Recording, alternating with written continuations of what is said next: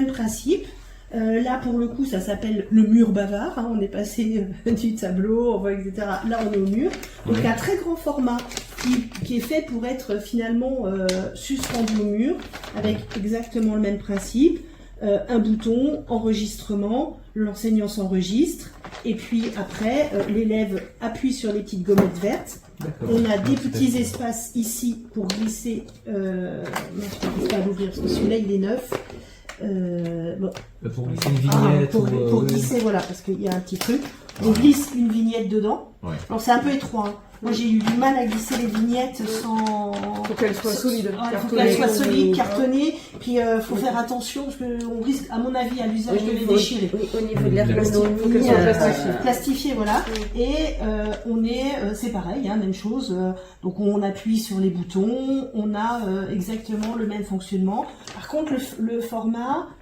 Ça prête plus à un format collectif puisque c'est affiché au mur où on peut être sur une organisation dans la classe, un rappel de consignes, des choses comme ça, donc à inventer. Mais moi, je le verrais bien si on travaille en plan de travail ou en remédiation, c'est-à-dire chaque élève a sa petite vignette. De travail.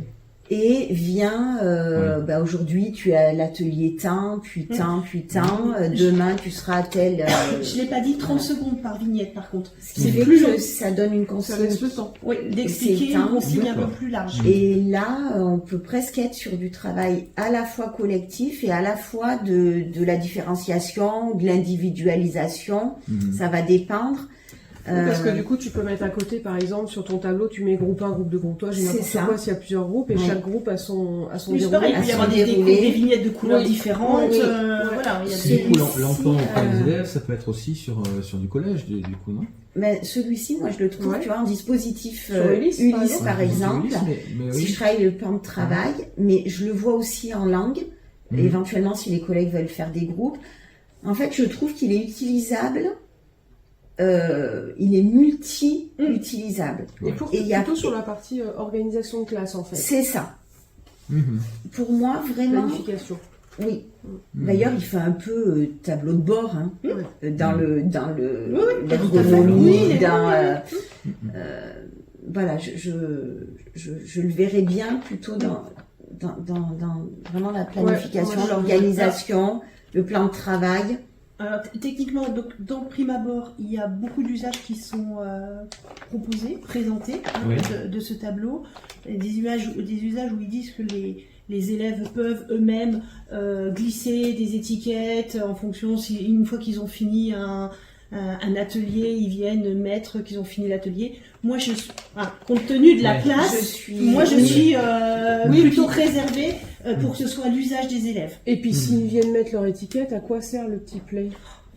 Voilà, il y a plein de... je sais pas.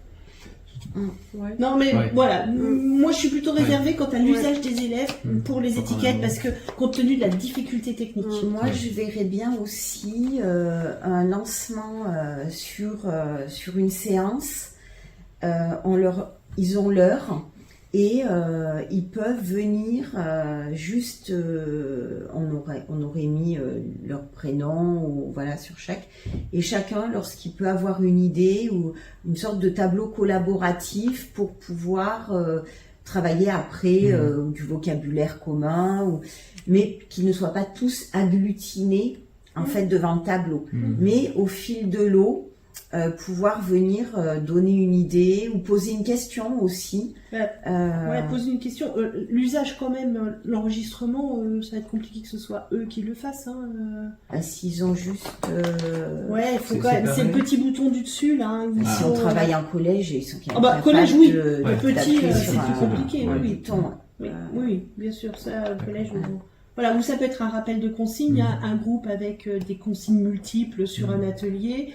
Première consigne, elle est là. Une fois qu'ils ont fini telle chose, deuxième consigne, troisième consigne. On n'est pas obligé de remplir toute la grille, on peut s'arrêter à trois consignes. Ça peut être sur le petit effectif aussi, ou en devoir fait. Puis sur des élèves qui ont des troubles de l'attention, des choses comme ça, sur qui, ou avec une surcharge cognitive assez... De recentrer sur le fait de... Moi, je pense qu'on peut avoir vraiment en classe... si on l'a, donc, par exemple, on prend dans nos classes, je suis sûre qu'on peut trouver plein de choses, plusieurs usages. Énormément je pense que l'usage, ça peut venir. parce que là, voilà, on découvre, même en travail de groupe. Hein, voilà, je pense que celui-ci peut être vraiment efficace, enfin efficient. Mais le bémol, c'est ces toutes petites cases. Oui.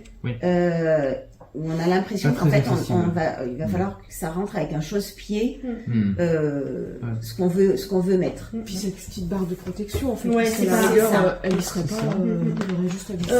Moi je pense que je finirais par faire des petites cases et les scotcher sans ou avec de la pâte à fixe derrière, de les coller sans être obligé de les rentrer dedans. Voilà, un post-it, à voir si avec le post-it ça fonctionne aussi parce que une fois que ton enregistrement, il est totalement indépendant de ce qu'il y a dedans. Je pourrais le faire marcher sans avoir d'éléments dedans. Hein. Donc tu mets un post-it dessus, tu mets un truc avec une pâte à fixe. La meilleure solution, ce serait ça.